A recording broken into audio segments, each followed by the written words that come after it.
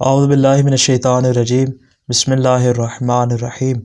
बे औलादी या औलाद का ना होना ऐसी बीमारी है कि जिसमें मर्द और औरत दोनों बराबर के शरीक हैं। यानी ये मसला फ़कत मर्द की जानिब से फ़कत औरत की जानिब से नहीं आता, बल्कि बाज़ औक़ात ऐसा होता है कि मर्द की जानिब से भी हो सकता है और औरत की जानिब से भी हो सकता है कि जिसकी बिना पर या तो असलन औलाद होती नहीं है या औलाद होती है तो बहुत ज़्यादा मुश्किल से, और बाज़ औक़ात ऐसा होता है कि औलाद पैदा होकर जब मर जाती है, या बाज़ औक़ात ऐसा भी देखने में आता है कि औलाद होती है लेकिन उसकी तादाद बहुत ज़्यादा कम होती है। मिसाल के तौर पर 1 है या 2 है, इससे ज़्यादा औलाद नहीं होती, यानी वो कसीरुल अयाल नहीं होता। हदीस मासूम अलैहिस्सलाम की जानिब अगर हम रुजू करें तो हमें कुछ चीज़ें ऐसी मिलती हैं जो कि मर्द और औरत दोनों के लिए मुफीद साबित है। ना बतौर ख़ास मर्द के लिए हैं, ना ही बतौर ख़ास औरत के लिए हैं, बल्कि ऐसी चीज़ें हैं कि जिनसे मर्द और औरत बराबर तौर पर इस्तेफ़ादा कर सकते हैं। सबसे पहली चीज़ है दस्तरखान से गिरे हुए खाने के ज़रात को उठाकर खाना।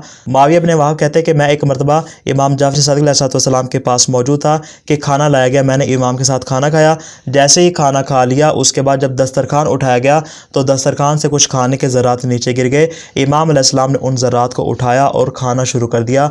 फिर आपने इरशाद फरमाया कि दस्तरखान से जो ज़रात नीचे गिर जाएँ उनको उठाकर खाया करो, इसलिए कि ये फ़क्र को दूर करता है और ये औलाद को ज़्यादा करता है।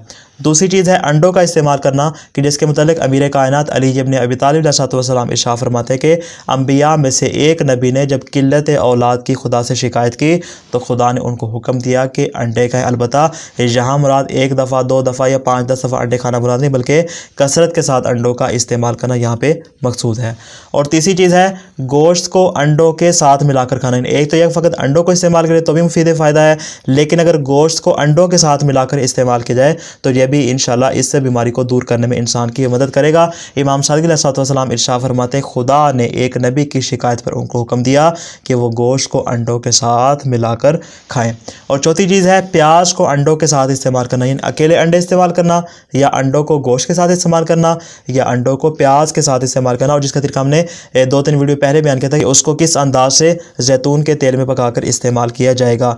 एक शख्स ने इमाम मूसा काज़िम अलैहिस्सलाम से जब इस मर्ज़ की शिकायत की तो आपने इरशाद फरमाया सबसे पहले खुदा से इस्तिग़फ़ार करो और अंडों को प्याज के साथ खाया करो।